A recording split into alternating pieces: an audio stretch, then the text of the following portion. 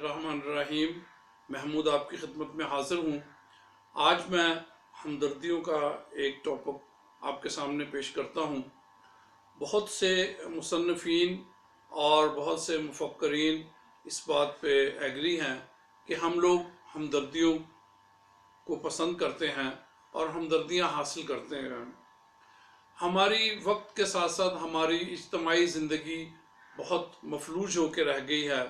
आज से तकरीबन 15 साल पहले भी एक किताब राजा की, शायद इससे भी ज़्यादा, में बानो कुद्सिया लिखती हैं कि हमें जब हमदर्दियाँ नहीं मिलती तो हमारी क़ुव्वत मुदाफ़अत अफेक्ट होना शुरू हो जाती है, और इस तरह से एक छोटा सा नज़ला ज़ुकाम भी हमारे लिए बहुत बड़ा बुखार या एक बहुत बड़े बीमारी का सबब बनता है। व्यूअर्स, बहुत से डॉक्टर्स आजकल ख़ुद इस बात पे एग्री हैं कि उनके पास जो 70% के करीब मरीज़ आते हैं वो ऐसी बीमारी में मुब्तला होते हैं जो बज़ाते ख़ुद कोई बीमारी नहीं। क्यों? इसलिए कि वो हमदर्दियों के भूखे हो चुके होते हैं।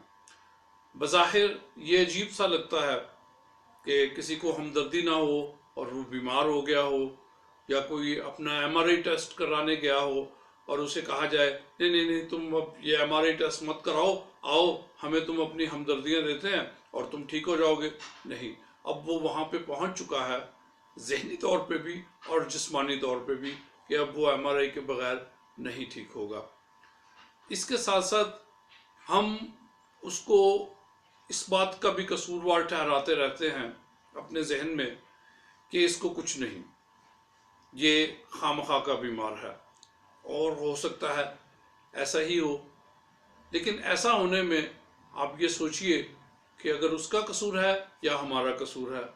अगर हम उसे बीमार होने से पहले ही अपनी रोज़मर्रा ज़िंदगियों में हमदर्दी देते रहते, उसके साथ अपना एक ताल्लुक़ बना के रहते, उसको अपना कंसर्न बना के रखते, उसको अपना दोस्त बना के रखते, एक घर में भी, एक मोहल्ले में भी, एक शहर में भी, किसी तरह से भी, तो शायद ये बीमारी की और इन बीमारियों की नौबत ना आती।